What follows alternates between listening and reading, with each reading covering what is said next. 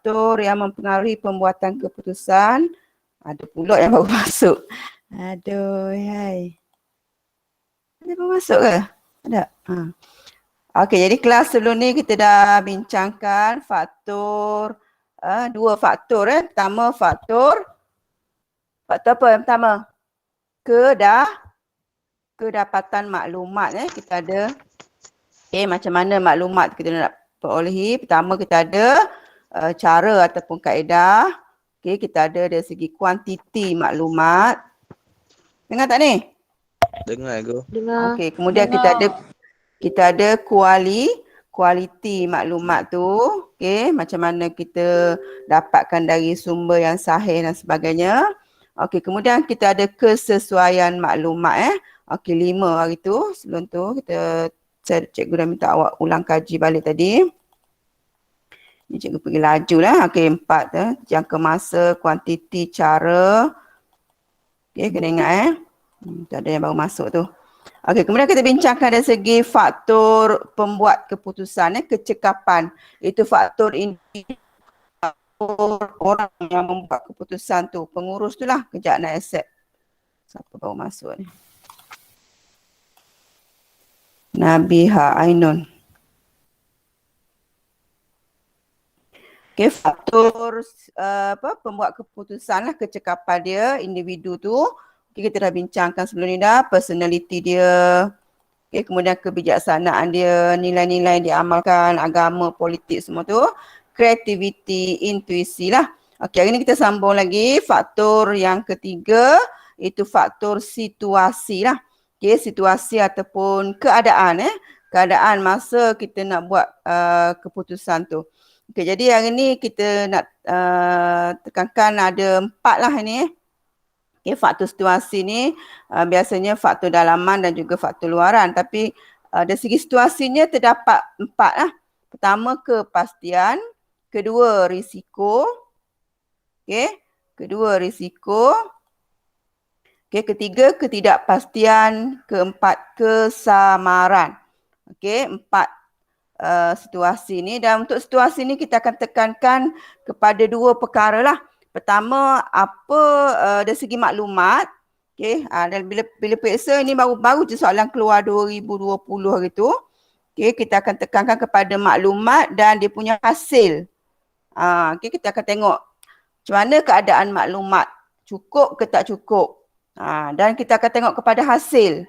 Hasil dari segi bila maklumat tu cukup tak cukup, hasilnya macam mana. Kita akan tengok satu persatu lah.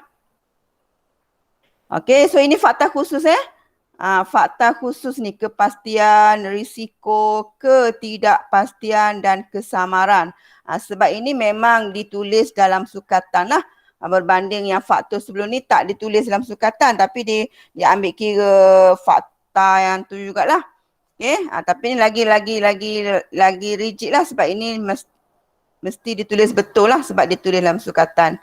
Okey, so kita pergi fakta yang pertama, faktor situasi yang pertama itu kepastian. Okey, awak istilah kepastian ni awak dalam bukan dalam subjek PP pun awak dah tahu. Awak pasti suatu perkara tu. Okey, keadaan situasi yang kamu jelas, kamu pasti. Okey, dan seperti yang cikgu cakap tadi, kita akan tengok kepada 2 perkara. Satu, maklumat. Cikgu highlightkan warna merah ni. Kedua, hasil. Kejap nak accept. Ada lagi yang baru masuk. Hasnita. Okey.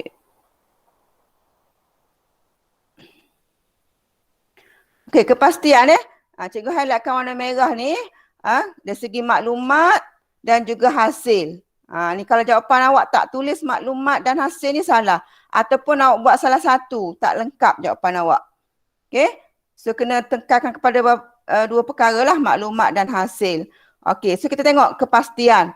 Okey, kepastian, nama dah kepastian situasi di mana pembuat keputusan mempunyai maklumat yang lengkap, jelas dan tepat. 3 perkara tu, lengkap, jelas, tepat tentang sesuatu isu atau masalah. Jadi mana ke sini kalau kita dari segi maklumat yang kita kumpul tu, maklumat tu lengkap, cukup lah. jelas daripada sumber yang sahih dan sebagainya lah, dan tepat. Mungkin kita maklumat kita tu tepat dari segi angka dan sebagainya lah. Okey, dan yang kedua dari segi hasil lah. Hasil dijangkakan daripada keputusan yang jelas dan tepat dari keputusan telah dibuat. Maknanya hasil pun jelas juga. Dalam keadaan kepastiannya dua-dua jelas. Maklumat jelas, lengkap, tepat. Hasil pun jelas dan tepat juga.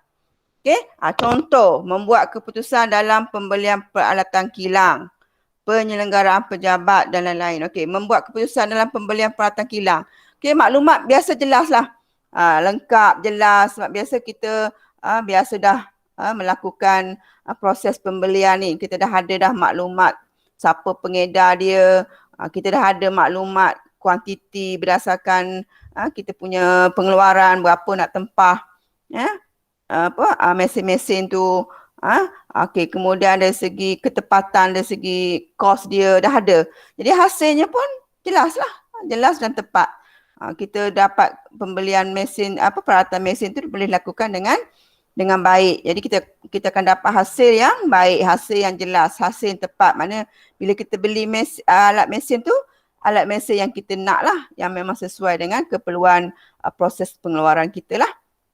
Okey, jadi fakta pertama kepastian. Okey. Cuba seorang ulang balik apa dia, dua benda yang cikgu nak sini. Dari segi apa? Maklumat dengan hasil. Okey, maklumat dengan hasil. Okey, so kat sini dua-duanya jelas dan tepat. Okey, jelas dan tepat. Okey, jelas pertama, ini yang kita nak ni.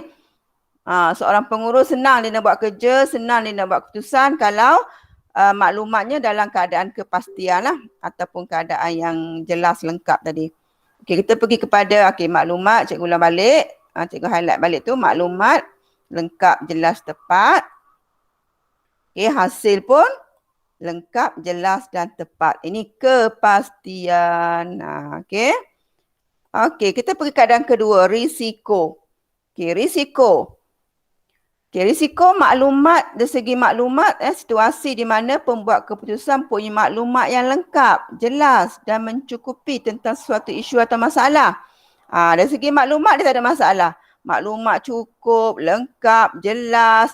Tapi hasil, dia sebalik yang tadi. Hasil jangkakan dari keputusan tidak jelas, nama dah risiko. Tidak jelas dan masih tertakluk kepada kebarangkalian. Ini kita ingat kita buat pokok keputusan itu kan, ada kebarangkalian. Okey, contoh membuat keputusan dalam menjual produk di pasaran baru. Kenapa cikgu kata keadaan ni contoh ni risiko? Okey, katalah kita nak jual produk baru, produk di pasaran baru. Produk tu kita dah ada maklumat lengkap dah. Maklumat tentang produk, maklumat tentang pasaran tu, kat mana kita nak jual produk kita tu, lengkap, jelas, cukup dari segi maklumat. Tapi hasil, sebab dia pasaran baru, kita tak tahu lagi. Masih lagi yang kata berisiko, ada kebarangkalian, tak jelas, masih tertakluk kepada kebarangkalian sebab kita baru masuk tentang pasaran tu. Makna penerimaan pelanggan tentang produk kita tu lah. Tapi dari segi produk, dari segi maklumat tentang produk, tentang pasaran kita dah ada, cukup, jelas, lengkap. Cuma hasil dia, kita tak boleh nak jangka lah dari segi sambutan pelanggan untuk produk baru kita. Jadi contoh yang sesuai ialah keputusan dalam membuat keputusan dalam menjual produk di pasaran baru. Ini berbezalah dengan hak kepastian tadi. Untuk kita nak beli mesin kan, nak beli peralatan mesin, dua-duanya lengkap, jelas, maklumat lengkap, jelas, tepat, hasil pun juga lengkap, jelas dan tepat. Okay, untuk risiko salah satu, maklumat saja lengkap, jelas. Cikgu highlightkan sekali lagi tu, maklumat lengkap, jelas dan tepat, tapi hasil tidak jelas, ada kebarangkalian ataupun tertakluk kepada kebarangkalian. Okey, ingat risiko ni maklumat yang lengkap. Awak ingat situasi berisiko tu lah, dari segi kebarangkalian tu. Okey, kita pergi kepada yang ketiga, ketidakpastian. Okey, dia terbalik dengan hak risiko tadi. Kalau risiko tadi maklumat yang lengkap, jelas. Okey, hasil hasil tak lengkap, tak jelas. ada kebarangkalian kan. Okey, untuk ketidakpastian ni di mana pembuat keputusan tidak mempunyai maklumat. Okey, dari segi maklumat pun tak ada dah. Ketidakpastian yang lengkap, jelas dan mencukupi tentang isu atau masalah, tetapi hasil yang dijangkakan daripada keputusan yang dibuat oleh jenis lajunya. Daripada keputusan yang tidak jelas dan yang dibuat adalah jelas dan boleh dicapai. Ada macam ada masalah ya. Apa ayat saya ni? Saya nak letakkan balik. Cek balik Apa yang masalah tu, macam pelik je ayat tu. Rasanya yang ni tak jelas ni dari segi jelas dia punya tu. Ketidakpastian. Hasil dijangkakan dibuat jelas. Buang tidak jelas ni. Saya balik, edit balik. Ketidakpastian ni hasil dia jelas. Keputusan yang jelas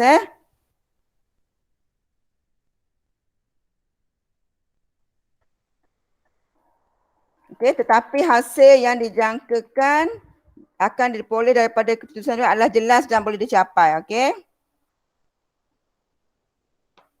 Okey, boleh Dia terbalik dengan yang risiko tadi. Kalau risiko, maklumat yang lengkap, jelas, cukup. Tapi hasil yang tak dapat dijangkakan bergantung kepada kebarangkalian. Tapi untuk ketidakpastian ni, dia terbalik. Maklumat yang tak cukup, tidak mempunyai maklumat yang lengkap, jelas dan mencukupi. Okay, tapi hasil yang dijangkakan adalah jelas dan boleh dicapai. Okey, kenapa kita kata jelas boleh dicapai? Sebab kita boleh gunakan kreativiti dan pertimbangan untuk membuat ramalan lah. Okey, contoh membuat keputusan dalam menghadapi pesaing baru atau produk baru dalam pasaran yang tidak dijangkakan. Okey, dari segi maklumat kita tak ada. Sebab dari segi pesaing kita tak ada. Jadi kita tak cukuplah maklumat. Tapi kita boleh jangka dah dari segi hasil dia. Sebab berdasarkan kreativiti dan juga pertimbangan untuk kita buat ramalan tadilah ke atas situasi yang berlaku tu. Okey, so dia terbalik dengan yang risiko tadi. Okey, boleh yang ni? Ketidakpastian ni? Boleh. Apa yang tak lengkap, yang tak jelas? Maklumat. Tapi hasilnya je jelas dan boleh dicapai.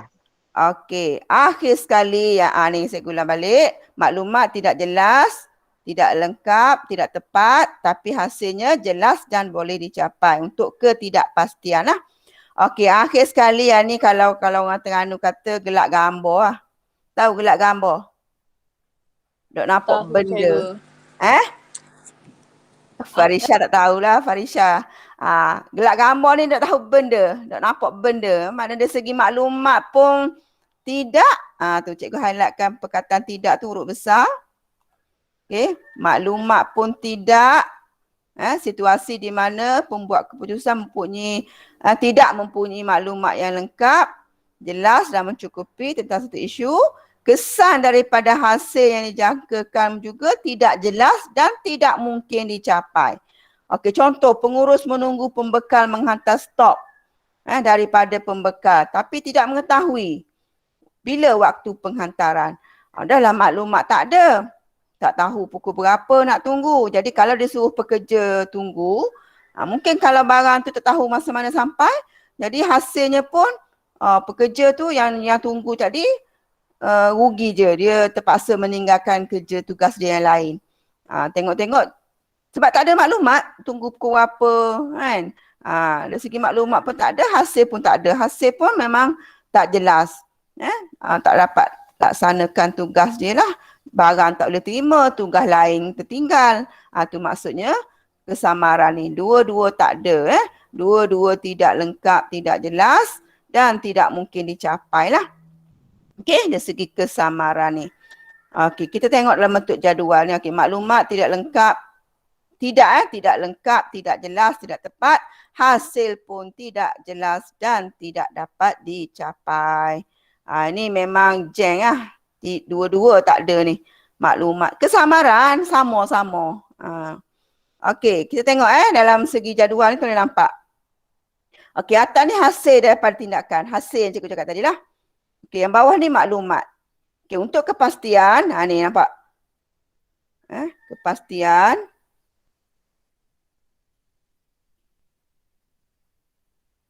Okey, kepastian tengok. Hasil jelas dan tepat. Ni hasil kan, kat atas ni hasil. Maklumat yang tepi ni. Tepi untuk kepastian. Maklumat lengkap dan cukup tepat. Nampak? Untuk kepastian dua-dua jelas dan tepat. Hasil pun jelas, maklumat pun lengkap. Biasa kita cover maklumat dulu lah. Kita cover maklumat dulu baru hasil. Okey, risiko. Maklumat lengkap. Dia sama dengan kepastian. Risiko ni dari segi maklumat lengkap, cukup. Dia sebaris dengan kepastian ni, risiko dia sebaris. Tapi dari segi hasil dia tidak jelas. Tidak jelas dan kurang tepat. Okey. Untuk ketidakpastian dari segi maklumat dia tak lengkap. Tapi hasilnya jelas, tepat. Sebab yang cakap tadi lah, berdasarkan intuisi dia, berdasarkan kreativiti dia. Dari segi maklumat walaupun tak lengkap, tak cukup, tapi hasilnya jelas dan tepat. Dari segi hasil dia sama dengan kepastian. Untuk ketidakpastian ni. Okey, kesamaran dua-dua. Hasil pun tidak jelas. Maklumat tidak lengkap, tidak cukup. Hasil pun tidak lengkap, tidak cukup, tidak jelas. Tidak tepat. Okey, boleh faham melalui diagram ni, gambar rajah ni? Boleh. Okey, pernah macam yang tahun lepas ni soalan keluar macam ni, ada calon yang lukis macam ni. Kita dah boleh bagi markah kat sini dah. Kita nampak dia tahu, okey, kepastian, kita dah nampak dah. Maklumatnya lengkap dan cukup. Apa awak tulis lah ni? Awak kena tulis lah, lengkap, cukup, tepat ni. Tidak lengkap, tidak cukup, tidak tepat ataupun tidak dapat dilaksana ke, tidak dapat dicapai ke, boleh tulis. Untuk yang hasil ni tidak dapat dilaksanakan ke. Okey, jadi di sini kita nampak kombinasi dia ni untuk risiko dia sama dengan kepastian untuk maklumat. Tapi untuk hasil dia sama dengan kesamaran. Dah ada lagi baru masuk. Kejap siapa baru masuk ni? Alamat Farisha. Bukan tadi Farisha masuk dah? Belum cikgu. Belum masuk. Kenapa lambat Farisha? Kau bangun ke? Jaga anak. Terlelap cikgu. Aduh, tadi kelas apa tadi? Tadi. BN? Muat kan tadi? Dia. Jok? Tadi jok. Lama tidurnya. Okey, kita sambung kita sambung lagi. Okey, jadi maklumat untuk kepastian lengkap, cukup, tepat. Okey, dari segi hasil juga jelas dan tepat. Okey, untuk ketidakpastian maklumat tak lengkap tapi hasil jelas. Okey, untuk risiko maklumat lengkap tapi hasil tidak jelas. Kesamaran ni dua-dua. Maklumat pun tak lengkap, tak cukup, tak tepat. Hasil pun tidak jelas dan kurang tepat. Okey, jadi yang paling bagus yang mana awak rasa? Yang paling baik. Kepastian lah. Of course kan, kepastian. Yang paling tambuh, yang paling tak nak? Kesamaran. Kesamaran. Jadi keputusan yang kita buat nanti, hasilnya nanti, kalau keadaan kesamaran ni memang hasil keputusan kita tak dapat lah. Contoh yang kesamaran ni boleh ambil juga contoh kalau kita nak buka cawangan di luar negara lah. Cawangan di luar negara terutamanya kita tak ada tak ada pengalaman lagi, tak ada kontak, tak ada buat kajian, tak ada buat soal selidik tentang negara yang kita nak buka cawangan tu. Jadi maklumat kita tak ada, tak cukup, tak lengkap, tak tepat dan hasilnya mungkin nanti cawangan yang kita buka tu, pasaran yang kita tembusi tu akan memberi hasil yang tak jelas jugalah. Mungkin kita boleh mengalami kerugian dan sebagainya lah. Tapi kalau kita nak buka cawangan baru tu, kita dah ada maklumat lengkap, kita mungkin dah pernah buka cawangan ke di situ ataupun kita betul-betul buat kajian dah, itu mungkin dari sekadar kepastian lah ataupun mungkin jadi risiko. Tengok keadaan. Jadi inilah yang mempengaruhi pembuatan keputusan kita. Sebab tu tajuk kita pun tadi faktor situasi. Kan? Faktor situasi. Ni faktor situasi. Okey, faktor situasi. Situasi ni lah, situasi dari segi maklumat dan juga hasil yang kita akan capai nantilah. Okey, so senang saja ini. Ini dah keluar dah 2020. Tapi soalan mungkinlah boleh dia gabung sekali.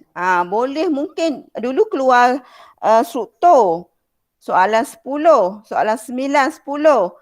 Mungkin boleh keluar bergabung tiga-tiga ni boleh jadi masuk dalam soalan bahagian mana?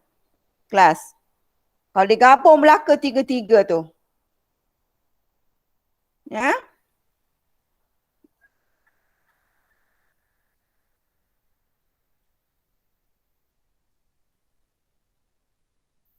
Ya kelas? Kalau ditanya nak belaka tiga-tiga, dia guna kepala tajuk yang atas tu. Boleh keluar dalam bahagian? Hello, ada orang? Bahagian B. Bahagian B ataupun esei. Dia boleh dapatkan 20 markah kat situ. Okey? Contoh tadi kita tengok balik kepada kita punya apa? Kita punya tajuk yang asal kita.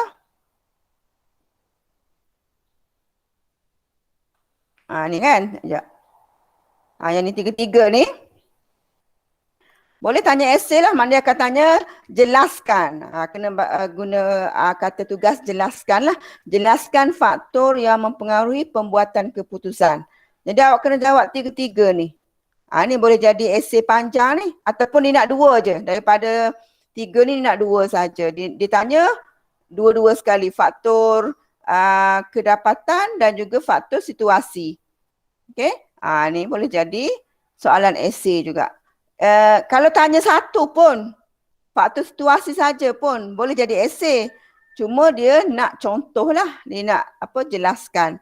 Kalau soalan struktur bahagian A, dia mungkin setakat huraikan ataupun terangkan sajalah. Dia boleh tukar je kata tugas. Bila tukar kata tugas jelaskan, dah boleh jadi esei.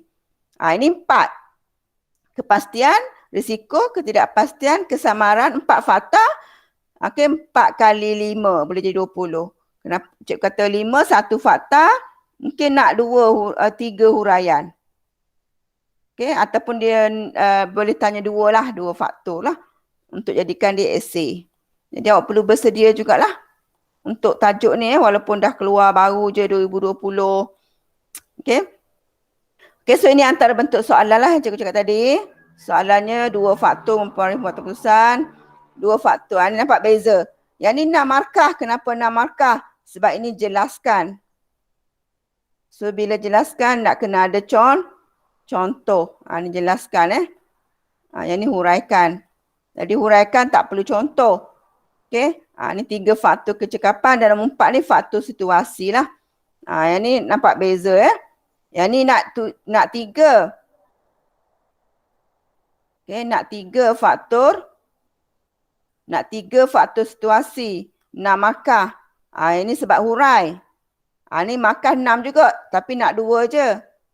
Sebab dia nak jelaskan. Tu beza dia. Soalan duk tukar-tukar yang tu je. Okey, so habis untuk tajuk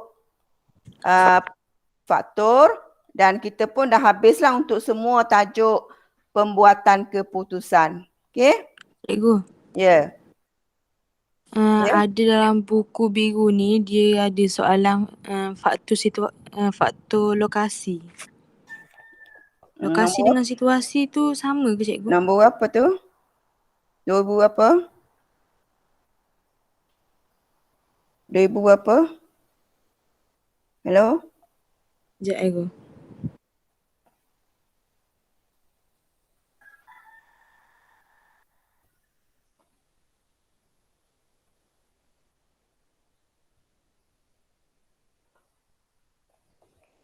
Bagaimana faktor kecekapan, faktor lokasi. Faktor lokasi. Cuba tengok orang lain pun.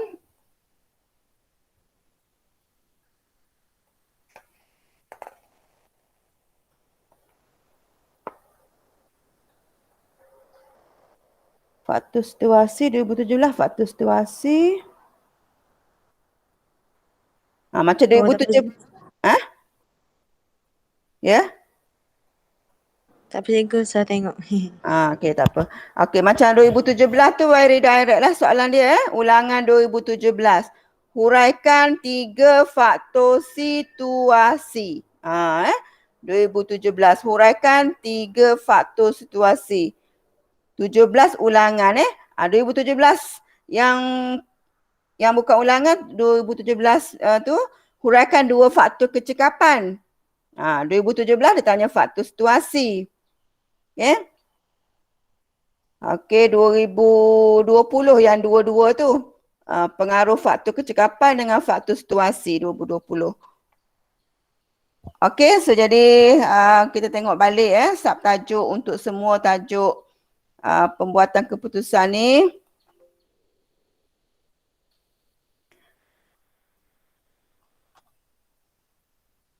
Okey, mana dari tajuk apa? Dari tajuk jenis dulu.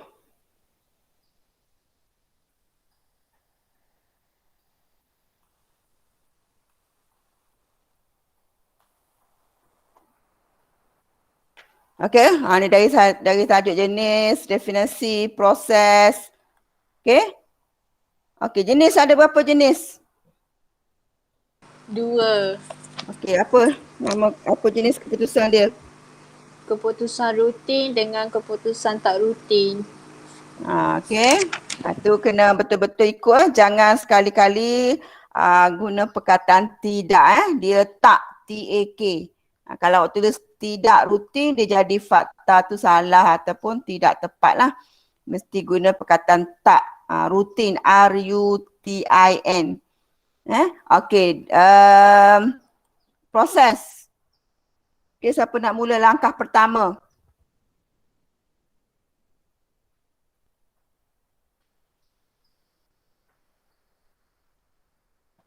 Proses pembuatan keputusan. Mengenal pasti masalah. Okey, kedua. Mengutip data. Okey, 3. Menganalisis data. Okey, terima kasih. Lagi. Menjana alternatif. Sorry kau. Ya. Lepas tu menilai alternatif. Okey. Terakhir sekali memilih alternatif. Okey, bagus. Terima kasih. Okey, pertama mengenal pasti masalah. Kedua, mengutip.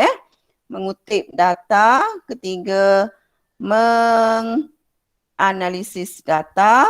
Kemudian menjana alternatif, menilai alternatif dan memilih alternatif.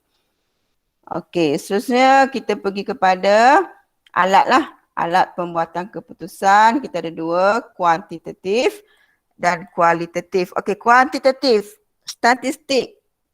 Zarif. Statistik. Zarif.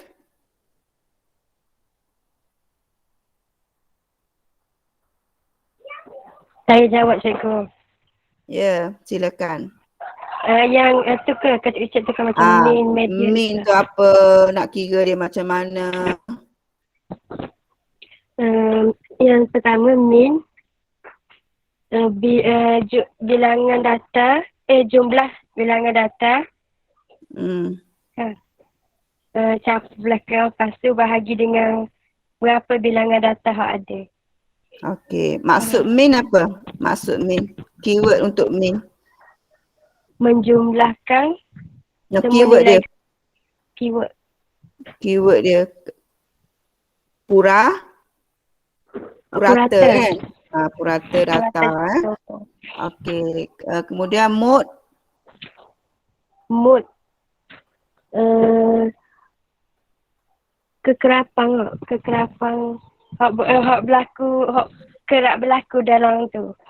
Okey, data yang paling kerap berulang Berulang. kan dalam satu set tu lah.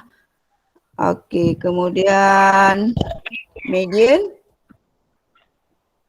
Nilai yang terletak di tengah-tengah bagi set data yang disusun secara menaik. Okey, nah kena ingat kena susun secara menaik terlebih dahulu lah. Okey, kemudian Satu. akhir sekali sesian piawai. Perbezaan setiap nombor daripada min iaitu purata jarak setiap nombor dari min. Okey, orang lain pula lah. Farisha, macam nak kira sesian piawai? Sekejap, Ego.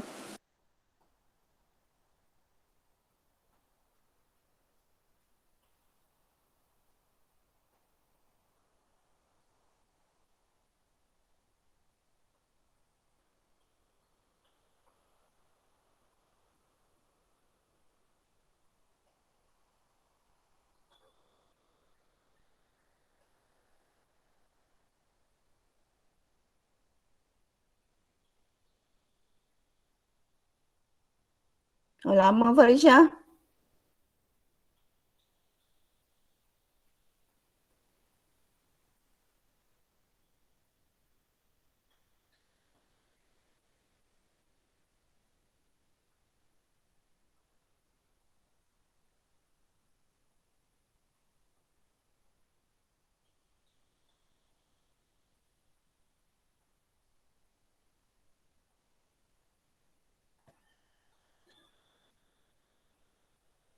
Farisha, lamanya. Farisha ada lagi tak? Ada cikgu. Tak faham. Lah, berapa kali buat dah? Tengok tak? Ni rakaman semua. Okey, mula kita kena kira apa dulu? Nak kira sesian piawai. Yang kebalan kalian tu semua ke? Itu pokok keputusan. Cari min dulu cikgu. Sesian piawai yang ada formula min, X tolak min. Cari apa dulu? Cari min. Ya, Farisha. Siapa jawab? Syafin. Tak apa. Okey, cari min dulu. Cari min dulu. Lepas tu,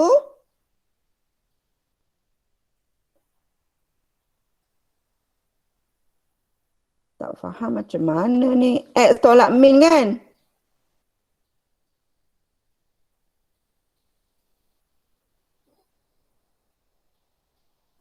Halo Farisha. Senyap tengok tenggelam dah Farisha.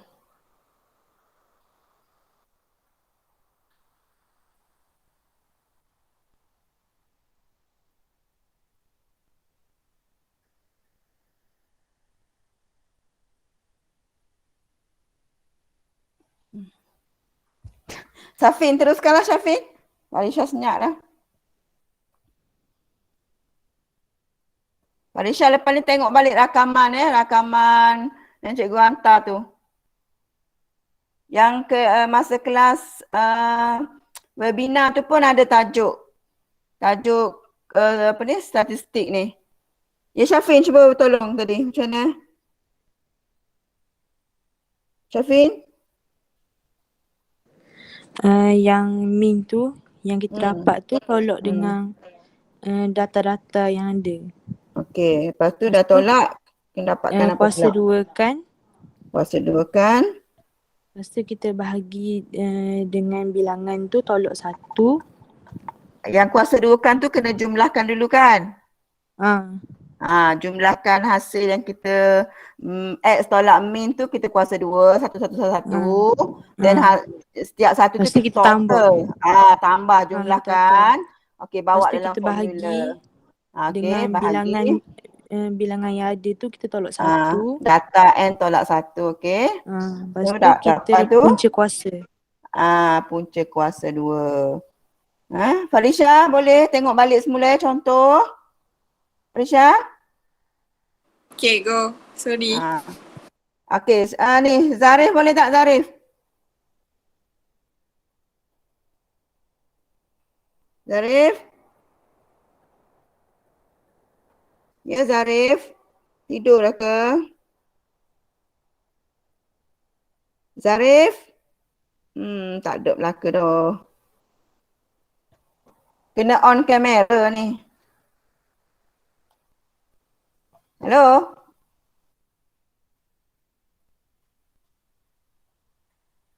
Apa masalahnya ni? Zarif, ada tak Zarif? Tengok sini ada. Right, dah cikgu. Tengok dekat line ada. Online ada, online. Tuan tak ada. Tu kena buka telefon ni, kena buka apa kata? Kamera baru tahu.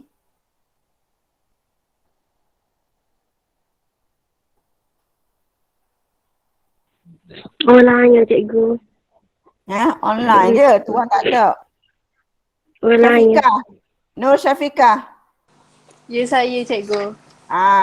Cuba ulang balik nak kira sesiam Oh awal. Allah. Allah, paling senang itu. Oh lah kita susah. Tak boleh timbak cikgu. Jangan, saya Lemah kabar dah awal-awal. Cikgu kabar dah ke awal-awal. Jangan sempitkan minda awak. Ini mat yang paling simple. Tambah tolak je. Kalau awak masa tu awak dah block minda awak, from bila awak nak berubah, nak terima. Ni, maknanya kena buang jauh-jauh. Apa? Minda awak kata. Kalau awak takut dengan maths, awak pergi kedai pun maths, awak beli barang kira berapa harga campur ni, berapa semua sekali. Kalau macam tu, bagi duit kat awak sebab awak takut dengan maths. Sebab duit tu maths kira duit. Ya, Okay, cikgu. mula kira apa dulu? Mula kira apa dulu? Min lah. Okay, pandai pun.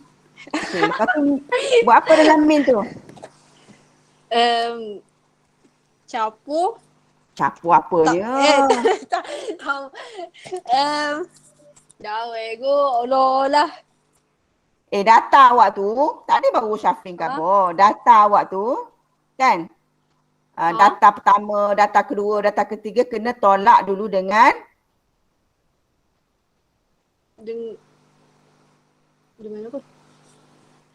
dengan min tadilah. Min yang awak dah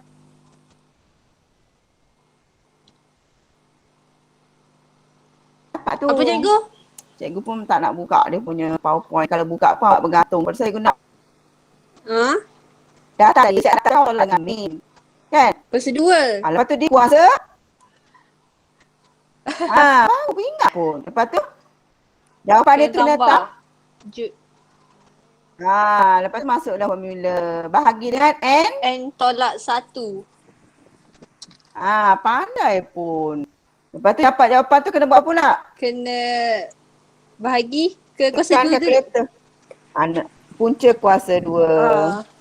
Punca kuasa 2. Okay, boleh lah tu. Ingat kena buat, ulang sekali lagi. Kena dapatkan apa dulu? Min, kena cari min dulu ke? Pandai. Lepas tu tolak. Okay, apa yang tolak? Tolak dengan min. Data awak. Tolak dengan data tu. Data. Tolak dengan min. Lepas tu masukkan dalam formula. Jumlahkan dulu hasil dia tu. Jumlahkan dulu. Lepas tu masukkan dalam formula. Tolak min tu. Di kuasa 2 kan jangan lupa. Okay. Lepas tu Faham. jumlahkan tu masuk dalam formula. Lepas tu bahagi dengan N tolak N tolak 1. Dapatkan jawapan tu di punca kuasa 2. Dipuncakan kuasa 2. Okay. Faham lah tu. Atirah ni tadi dia kata dah masuk kelas. Atirah. Syahirah yang mesej. Atirah okey. Bukan Atirah Najwa, Atirah Nur Atirah. Nak dengar suara lah sikit Nur Atirah. Ulang kaji dah ni. Izzah ni lagilah. Izzah ni kalau tanya tak jawab langsung. Izzah, ada mas ke kat mulut awak? Cikgu nak dengar suara. Izzah faham tak Izzah? Jawab ya tak apa dah. Izzah. Halo Izzah. Payahnya nak dengar suara Izzah ni. Bukan tunjuk muka pun, jawab ya ke tidak je. Aduh, Atirah. Nur Atirah, okey. Okey, cikgu. Boleh ingat belaka mean, median? Boleh. Okey, Alhamdulillah. Okey, jadi kita pergi pula kepada apa ni? Faktor pula. Alat yang kedua iaitu kualitatif. Kita ada analisis tulang ikan dengan yang kuantitatif tadi ada satu lagi, itu pokok keputusan. Pokok ni yang kebarangkalian itulah pokok. Ada 4 segi, ada 2 bulat, ada untuk dia punya kebarangkalian. Okay, ingat lagi untuk pokok. Farisha ingat tak untuk pokok? Pokok keputusan ingat tak? Farisha? Ya, cikgu. Ingat tak pokok keputusan? Ingat sikit. Kalau tak ingat, tengok balik. Sekarang ni awak, cikgu rasa lebih baik dari kelas bersemuka sebab bersemuka awak tak rakam. Yang ni ada rakaman, boleh tengok balik. Video tu kalau awak dah download, dia ringan dah untuk awak buka semula. Okay. Farisha guna wifi kan kat rumah? Tak ada, cikgu. Tapi boleh kot buka kan? Boleh je. Boleh je. So buka, tengok balik. Boleh ulang-ulang tengok selagi tak faham, selagi tengok. Yang tadi pun ulang balik tengok. Sesi hampir awal tadi. Sebab dia last keluar 2017 tu. 18, 19, 20. 3 tahun dah dia senggang. Jadi tu mungkin keluar balik lah. Tak keluar pun tak apa, awak bersedia je. Okey, kualitatif tulang ikan, analisis tulang ikan, cikgu semua boleh buat. Ada 4M. Apa M dia yang pertama apa? Najmi ada tak ni Najmi? Tak masuk Najmi rasa ni. Hasnita, 4M tu apa Hasnita? Apa yang 4M tu? Manusia, Okey, manusia lagi. mesin, Mesin Kaedah. lagi. Kaedah lagi. bahan. Okey, bahan ataupun material bahan. Okey. Terima kasih. Okey, siapa lagi tak punya suara ni? Zarif tak masuk-masuk Zarif?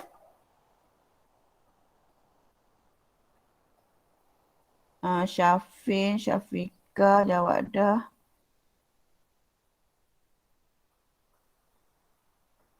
Ainun.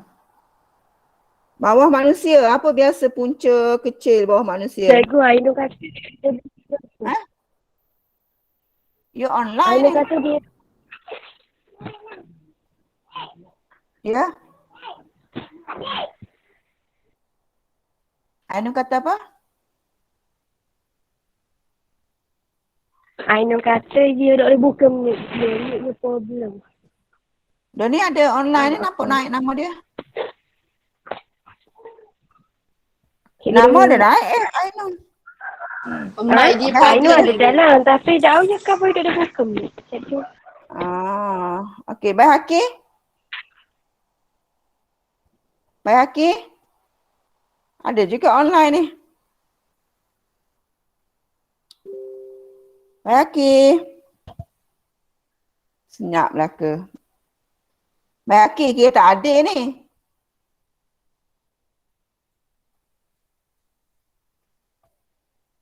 Okey, jadi untuk tulang ikan tadi, bawah 4M tadi awak kena tahulah. Biasanya M untuk manusia tu kita ada tentang masalah disiplin ke, kadar latih henti ke, ataupun dari segi kurang kemahiran ke. Untuk mesin biasalah mengalami kerosakan, selalu tergendala, mesin lama. Untuk material, bahan biasanya bahan tu kurang berkualiti, waktu penghantaran yang tidak tepat, rosak dan sebagainya lah. Okay, kaedah biasa kita tengok manual dan juga kaedah yang lama lah, tradisional. Okay, lepas tu dah ada punca kecil, kita kena pasti punca yang menjadi penyebab lah. Punca yang sebenar lah. Okay, kemudian langkah kelima kita mengambil langkah tindakan pembetulan lah. Okay, semua ingat semua tu, langkah-langkah tu. Okay, so akhir sekali kita dah pergi kepada Ni faktor lah. Faktor situasi, faktor kedapatan, faktor kecekapan. Ini pembuat keputusan, ni bukan pembuat maklumat. Situasi pembuat keputusan. Okey, dan akhir sekali faktor situasi tadi baru kita bincang. Okey, soalan untuk siapa yang belum buat lagi faktor yang kita belajar ni, ada yang dah buat, yang hantar semalam tu, ada yang dah buat. Siapa yang belum buat lagi faktor situasi ni, buatlah. Ada beberapa soalan tahun-tahun tu, tahun-tahun lepas tu tolong buatlah. Okey, jadi untuk kelas minggu depan kita akan masuk tajuk baru iaitu perundangan dalam perniagaan lah, tajuk undang-undang Okey, kalau ikutkan kelas kita habis pukul apa habis ni? 11.30 tak? 11.30 cikgu. Ada lagi 5 minit lagi. 15 minit lagi ni, lama lagi masa. Ada nak tanya tak? Ada soalan? Boleh cover belaka tu, yang mana tak ingat lagi, check balik ni. Check balik subtajuk awak tu. Selagi awak tak dapat macam tadi terkiar-kiar lagi Syahira tadi. Syahira? Syahira pula, Syafiqah. Ya. Tengok balik. Baik, cikgu. Sebab PA awak pun mengira kan. Jangan takut dengan mengira ni. Dengan duit takut tak? Dengan duit takut tak? Dengan duit. Nak tak duit? Ya. Dah duit perlu kira tak? Ya, cikgu. Kalau tak nak kira, tak payah ambil duit. Duit kena kira. Okay, so ingat kena kira belaka. Tak ada masalah. Pengiraan mudah, bukan nak kena buat macam admit, pembezaan semua. Just tolak, tambah tu je. Tengok step by step. Buat balik latihan tu. Baik, Okay, cikgu. cikgu rasa ingat tajuk ni awak kena bersedia sebab paling sikit pun 10 markah awak ada untuk bahagian A. Sebab dia kombinasi soalan nombor 9, nombor 10. Kalau 5 markah 10 dah. Tapi macam tahun 2020, 12 markah, 6. Kalau keluar esei pula 20 markah, bukan dekat 30 kat situ. Dari tajuk ni sajalah. Jadi tolong jangan abaikanlah, selain daripada tajuk yang komunikasi, tajuk ni juga mudah. Sebab tajuk pengurusan mungkin awak kata banyak, nak baca apa semua. Yang ni kita dah nampak dah tajuk dia. Okay, pengurusan pun penting jugalah sebab dia punya soalan lebih banyak. Kalau bahagian A tu mungkin 4 soalan. Jadi untuk SEM 2 ni, satu ni lah. Satu peluang untuk awak membaiki result awak. Result akan keluar 30 hari bulan ni. Cikgu harapkan semua lulus lah, terbaik lah. Hari ni result ulangan. Ulangan SEM 1. Biasa kalau berdasarkan yang SEM 1 ni, kalau sekolah lama cikgu lah, ulangan SEM 1 baik, yang sebenar pun baik lah. Tadi dah keluar result ulangan SEM 1, Alhamdulillah ada 2 orang A. Lulus belaka lah. Ada seorang 2 tak lulus. Tapi tak apalah, yang tak lulus tu masa hari exam tu dia tak sihat. Tapi result sebelum ni dia lebih baik lagi, so dia ambil yang terbaik lah. Walaupun awak mengulang, kalau yang mengulang tu lebih teruk daripada hak sebenar, dia akan ambil hak sebelum ni lah. Jadi muncullah hak sebelum ni dia lulus. Cuma dia ulang untuk nak baiki, tapi nasib dia tak menyebelahi dia gagal yang mengulang. Tak apalah, dia boleh ambil yang tu. Okay, jadi set minda. Yalah, set minda awak, set your mind. Untuk SEM 2 ni tak mahu dah mengulang-ulang. Kalau boleh kita buat yang terbaik. Awak ada masa panjang ni SEM 2. Peksa mungkin bulan berapa? 10. Bulan 10 kita ada 3 bulan lagi. Boleh tahan nak ulang kaji. Boleh tahan nak baca, boleh tahan nak hafal, boleh tahan nak ingat lagi. Okay? Sekarang ni tak berdepan pun, tak bersemuka pun awak boleh belajar. Terimalah perubahan ni dengan hati yang terbuka. Izzah, okey Izzah? Aduh, Izzah ni susahnya nak cakap dengan Izzah. Nanti cikgu telefon sendirilah Izzah. Tak jawab juga, tak tahulah. Okey, Atirah okey, Syafiqah okey, Syafin okey, Zarif tak masuk-masuk dah. Baihaqi keluar. Baihaqi ada tak Baihaqi? Ke tidur juga Baihaqi ni? Okey, so kita berhenti awal lah sikit hari ni. Tengok balik latihan-latihan tu, siapkan, hantar. Okey, yang tak jelas tak apa boleh PM cikgu, tak ada masalah. PM personal, tanya yang mengira ke yang apa ke, cikgu boleh tunjuk. Boleh tunjuk secara personal. Boleh buat video call ke, macam-macam boleh buat sekarang kan. Okey, so kalau tak ada apa kita berhenti sendiri boleh? Boleh, cikgu. Okey, siapkan latihan baca lagi. Minggu depan kita yang quiz dekat Google Form tu dah jawab tak? Saya tak check lagi, cikgu nak check lagi. Okey, Dah, cikgu akan cikgu. sambung. Cikgu akan sambung soalan lain.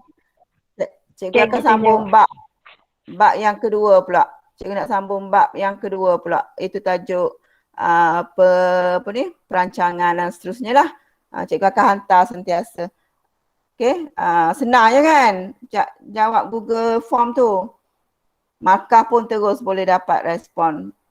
Make sure tengok semua lah email awak sebab benda-benda masuk dalam email. Boleh Okey, Boleh, kita akhiri kelas kita dengan surah Al-As dan tasbih kifarah. Bismillahirrahmanirrahim. Asyhadu an la ilaha. Okey, Assalamualaikum warahmatullahi wabarakatuh. Sekian, terima kasih. Waalaikumsalam. Terima kasih, cikgu. Waalaikumsalam. Terima kasih, cikgu. Sama.